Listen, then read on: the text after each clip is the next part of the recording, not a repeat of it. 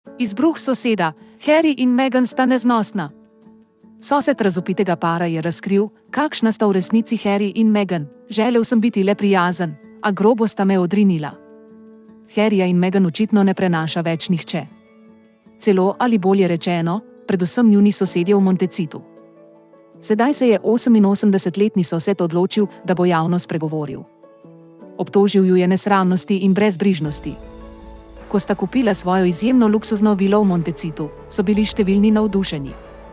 Bila sta zvezdnika, par, ki si je drznil kljubovati kraljici Elizabeti in živeti svobodno, ne da bi se mu bilo treba uklanjati zastarelim pravilom in protokolom, ki so ju vedno potiskali na drugo mesto, to je v senco Williama in Kate.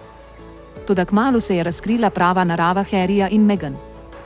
Že pred časom so se celo zvezdniški sosedje pritoževali nad snobovstvom Harryja in Meghan, ki živita v izolaciji, ne da bi se zmenila za sosede ali imela minimalne odnose, ki jih človek potrebuje za harmonično življenje v lastni soseski.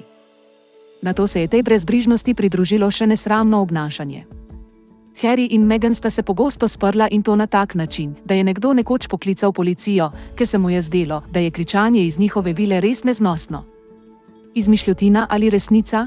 Dejstvo je, da so lani poleti pred vrati para opazili policijske avtomobile.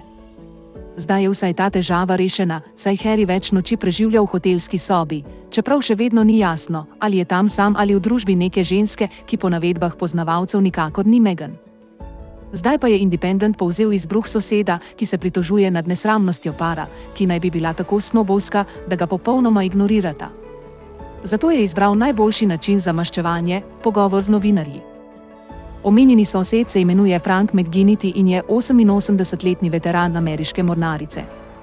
Povedal je, da si je od njunega prihoda leta 2020 prizadeval, da bi z njima vzpostavil pristne sosedske stike. Nekdanji vojak naj bi se na vratih para pojavil z darilom, ki pa ni bilo dobro sprejeto. Povedal je, da je Harryju in Meghan prinesel nekaj posnetkov soseske, ki jih je posnel sam. Harry in Meghan živita v starem posestvu McCormick in s filmi na zgoščenki sem šel do njunih vrat, vendar ju niso zanimali. Varnostnik me je dobesedno odrinil, rekoč, da ju filmi ne zanimajo. Želel sem biti samo prijazen, je povedal McGinnity, ki je dodal: tukaj ju ne vidimo veliko. Presenetljivo je, da sta se preselila sem.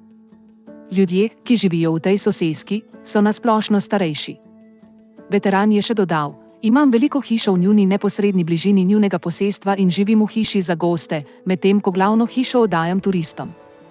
Kljub bližini pa ga par nikakor ni želel spoznati.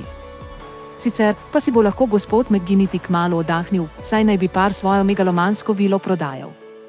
Kupila sta jo za nekaj več kot 14 milijonov dolarjev, sedaj pa naj bi jo prodajala za 20. To pa zato, ker sta do vratu v dolgovih.